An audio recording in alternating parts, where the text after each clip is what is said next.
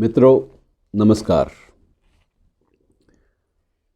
मित्रों, एक ऐसी शख्सियत को मैं आज याद कर रहा हूँ जिसका जन्मदिन इन्हीं दिनों मनाया जाता है। मनाया जाता तो नहीं है, लेकिन था, इसमें कोई शक नहीं है कि वो इसी सप्ताह में पैदा हुआ था। और जब हम बात करते हैं मज़हब की और तहज़ीब की, तो मज़हब और तहज़ीब दोनों को सही मानों में एक मिले जुले रूप में पेश करने का जो श्रेय दिया जाता है, जो सेहरा दिया जाता है, वो एक ऐसे शख्स को दिया जाता है जो कि एक मुग़लिया सल्तनत का वली अहद भी था। उसने तो अपने आप को शहनशाह भी घोषित किया था, लेकिन ये बात अलग है कि उसको विधिवत उसको गद्दी नहीं मिल पाई। मेरी मुराद है दारा शिकोह से। मित्रों, ये बड़ी दिलचस्प एक शख्सियत दारा शिकोह की हमारे सामने आती है। एक ऐसी शख्सियत जिस पर कभी कभी विश्वास होता नहीं है, लेकिन विश्वास करना ज़रूरी लगता है, इसलिए भी कि ये हमारी ज़रूरत भी है। अब ये बड़ी अजीब बात है कि इतने शताब्दियाँ बीत गई और दारा शिकोह आज हमारे लिए ज़्यादा प्रासंगिक है। हमें उसको याद करना आज ज़्यादा अच्छा लगता है। मित्रों, एक ऐसी शख्सियत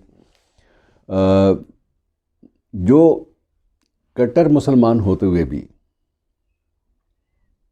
हिंदू धर्म के ग्रंथों और बहुत सारे जो अन्य उपलब्धियां थी, बहुत हिंदू धर्म की जो बहुत सारी अन्य उपलब्धियां थी, अध्यात्म के जो अलग अलग रंग थे, जो स्वरूप थे, जो धाराएं थी, उन सबको शायद वो किसी भारतीय विद्वान के बराबर या भारतीय विद्वानों से भी ज़्यादा, अपने समकालीन लोगों से भी ज़्यादा समझता था।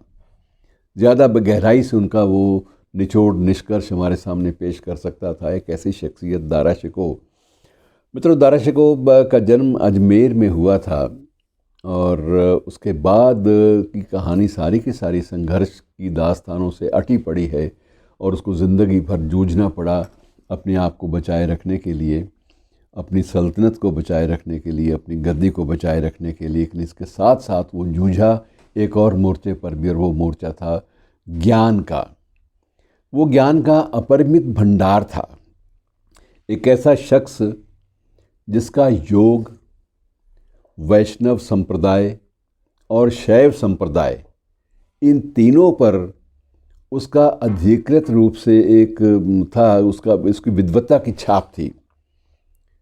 और बड़े बड़े शैव जो विद्वान थे उसके समकालीन भी और उसके बाद भी, जो अध्येता हैं जिन्होंने स्टडी किया है शैव धर्म को, वो भी मानते हैं कि जहाँ तक वो शख्स पहुँचा था उससे आगे हम जा नहीं पाए। और वैष्णव संप्रदाय की हर एक धारा से, हर एक उसकी शाखा से ये बंदा इतना ज़्यादा गुंथा हुआ मैं शब्द इस्तेमाल कर रहा हूँ, उसमें वेल निट जिसे आप कहते हैं, वेल निट था कि वो एक एक चीज़ को, एक एक बारीकी को समझता था। और उसके सबसे बड़ी बात ये थी कि आप शायद यकीन न करें, लेकिन ये हकीकत है कि उस शख्स ने संस्कृत में 50 उपनिषदों को अरबी फ़ारसी में अनुवादित किया था। 50 उपनिषदों का निष्कर्ष एक अनुवादक के रूप में दे देना, ये बहुत बड़ी उपलब्धि होती है। और आपको समकालीन इतिहास में शायद ऐसा कोई शख्स नहीं मिलेगा जिसने इतना बड़ा काम किया, इतना बड़ा व्यापक काम किया। और वो कई बार लोग शक भी करते थे कि ये सच्चा मुसलमान है भी कि नहीं। वो सच्चे मुसलमान, जो कट्टरपंथी मुसलमान थे, इसको वो भी मानते नहीं थे कि सच्चा मुसलमान नहीं है, ये काफिर है। और जो हिंदू थे वो इसलिए इसको कबूल नहीं करते थे कि ये सच्चा मुसलमान भी है। तो एक अजीब तरह की कंट्राडिक्शन इस शख्स में गुथी हुई थी। और कंट्राडिक्शंस में इसलिए मैं इस्तेमाल कर रहा हूँ कि दोनों विरोधी धाराएं थी, लेकिन दरअसल में ये कंट्राडिक्शंस नहीं थी, ये उसकी शख्सियत का एक हिस्सा थी। उसकी शख्सियत ही ऐसी बनी थी जिसमें अपने परम मित्र और अपने समकालीन सिख गुरु, साथ में गुरु महाराज हर राय साहब से भी उसकी दोस्ती, उसके संबंध, आध्यात्मिक रिश्ते, ये भी चर्चा में रहे। मियाँ मीर साहब का वो भी अपने आप को शागिर्द मानता था और उनके प्रति उसकी जो श्रद्धा थी वो इतनी गहरी थी कि मियाँ मीर ने भी कई बार ये जिक्र किया था कि ये दारा शिकोह जो है, ये लगता है ये कोई रहस्यवादी मिस्टिक है, ये बहुत बड़ा संत है जो शाही घराने में पैदा हो गया, ये तो किसी सूफ़ी फ़कीर की जो रूह है इसमें बसती है, ये बंदा शाही घराने का हो ही नहीं सकता। क्योंकि इसमें सारे के सारे जो गुण हैं वो एक अध्यात्म पुरुष के हैं। और ये बड़ा अजीब एक इसमें मेल था, इसमें मिक्सचर था, इसमें ब्लेंड था, इसमें दोनों चीज़ें थी। अध्यात्मवाद भी था और धर्म का जो अध्ययन था वो भी था, और सर्वधर्म समभाव की भावना इस शख्स में सर से पांव तक गुथी हुई थी। जहाँ भी आप इसकी शख्सियत को हाथ लगाइए वहाँ आपको ये लगेगा कि ये बहुत बड़ा मिस्टिक था, बहुत बड़ा रहस्यवादी दार्शनिक था, चिंतक था, जिसने अपनी मौलिक जो उपलब्धियाँ थी उनको भी बयान किया। लेकिन अब ये भी इतिहास बताता है, दूसरा इसका जो इस सिक्के का जो दूसरा पहलू है वो बहुत अंधेरा है, बड़ा दर्दनाक है कि अपने ही भाई औरंगज़ेब से इसको मात खानी पड़ी। और औरंगज़ेब ने इसे एक हाथी पर फटे हुए कपड़े पहनाकर बैठाकर दिल्ली के सारे चक्कर लगवाए, ताकि ये लोगों को पता चले कि जो औरंगज़ेब से जो मुखालफत करता है उसका हश्र ये होता है। और उसके बाद उसका सर कलम करवाया, उसको उसकी हत्या करवा दी गई। और उसके बाद उसके सर को एक थाली में परोस कर शाहजहाँ को पेश किया गया, शाहजहाँ को, जबकि वो कैद थे आगरा के किले में। तो मित्रों, ये बड़ी दर्दनाक दास्तान है बहुत ज़्यादा कि ऐसे ऐसे महान शख्स का अंत इतना बुरा हुआ कि अभी तक इतिहास जो है वो समकालीन इतिहास, कई बार ये है कि इतिहास भी अपने आप को माफ़ नहीं कर पाता। इतिहास भी महसूस करता है कि मेरे पन्नों में क्या क्या दर्ज हो गया। और सबसे बड़ी तकलीफ दे बात ये थी कि इसको जब इसका कटा हुआ सर और बाकी जिसके बाकी हिस्से, जिन्हें औरंगज़ेब ने ख़ुद भी इसकी मृत्यु के बाद भी अपनी तलवार से काटा था, वो सारे के सारे हिस्से एक कब्र में जब दफन किए गए, तो कब्र दोस्तों, वो कब्र हुमायूं की जो मकबरा है उसके बगल में कहीं दफनाए गए। और बहुत देर तक पहचान नहीं हो पाई कि इसमें दारा शिकोह की कब्र कौन सी है, क्योंकि 60 कब्रें थीं और औरंगज़ेब के वक्त में इस बात की इजाज़त नहीं दी गई कि इस पर कोई इंस्क्रिप्शन हो, इस पर कोई किसी किस्म का कोई विवरण लिखा हो, ब्यौरा लिखा हो कि ये कब्र किसकी है। ये चीज़ें शायद एक साजिश का हिस्सा थी, एक शाही साजिश का। वो नहीं चाहता था कि इस शख्स को कोई भी याद करे। और उसको जिन कब्रों में दफनाया गया उनके बारे में लंबा चौड़ा एक शोध कार्य भी चलता रहा, रिसर्च वर्क भी चलता रहा कि आखिर देखें तो सही दारा शिकोह जैसी शख्सियत की कब्र कहाँ है। और उन 50 कब्रों में से तलाश करना एक बहुत बड़ा एक प्रोजेक्ट था, बहुत बड़ा काम था। और मित्रों, अच्छी बात ये हुई, सुखद बात ये हुई, इसी वर्ष फरवरी के महीने में आखिर ये चीज़ तय हो गई कि फ़लाँ कब्र जो है वो दारा शिकोह की है।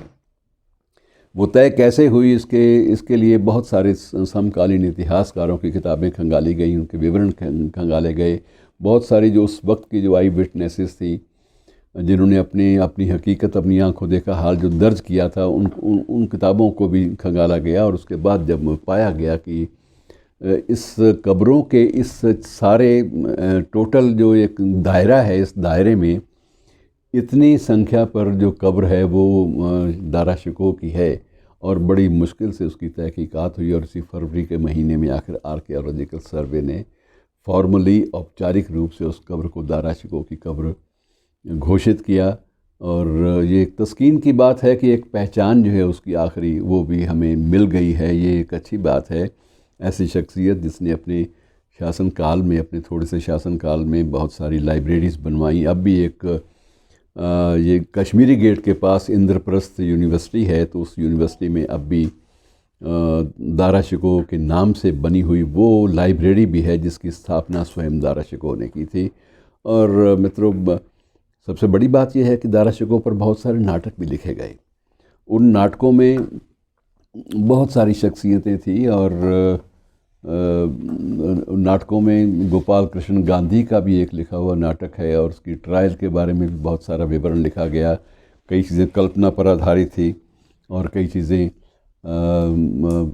वास्तविक जो तथ्य हैं ऐतिहासिक उन पर आधारित थी। और गुरु हर राय साहब ने भी अपने जो कृतियाँ थी समकालीन, जो कुछ उन्होंने बयान किया, उसमें दारा शिकोह का बड़े सम्मान के साथ, बड़े नज़दीकी रिश्तों के साथ जिक्र किया। तो मित्रों, ये बड़ी अजीब बात होती है कि ऐसी शख्सियतें इस तरह से इतिहास के पन्नों में सिमट जाती हैं जैसे कोई अनजान और कोई अभिशप्त शख्सियत हो। हालांकि ये शख्स ऐसा था जो अभिशप्त हो ही नहीं सकता था, जिसने इतना ज़्यादा व्यापक अध्यात्म का और रहस्यवाद का और सूफी दर्शन का इतना ज़्यादा महत्व, इतना ज़्यादा अध्ययन, गहरा अध्ययन किया था कि वो उसके सामने बड़े बड़े पंडित, बड़े बड़े प्रकांड पंडित जो इन चीज़ों को जानते थे, जो इनका मर्म समझते थे, वो भी हैरान रह जाते थे कि एक ऐसा शख्स इनकी ये शरह कैसे कर पाया, इसकी व्याख्या कैसे कर पाया। ये उनको समझ नहीं आता था कि एक शाही ख़ानदान में पैदा हुआ वली अहद जो है वो संस्कृत का इतना बड़ा विद्वान कि वो उन चीज़ों को अनुवाद उनका कर सके, उपनिषदों का, जो अब तक नहीं हुआ था कभी अरबी फ़ारसी में। ये बहुत बड़ी बात थी।